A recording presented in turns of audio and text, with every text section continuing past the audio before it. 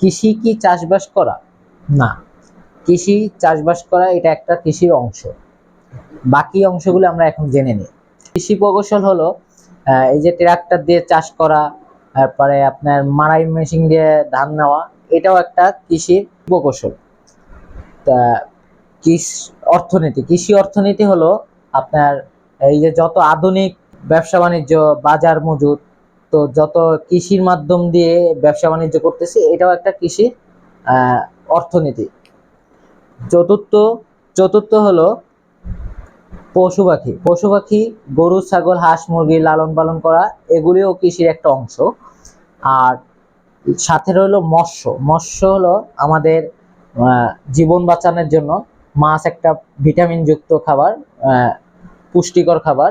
তো এটাও মৎস্য কিভাবে রিসার্চ করলে আরো উন্নত হবে, ভালো হবে, এটাও কৃষির একটা অংশ।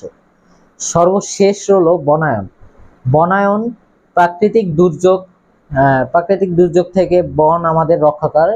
বন আমাদের রক্ষা করার কারণে এটাও বন রক্ষা করার জন্য কৃষির একটা অংশ।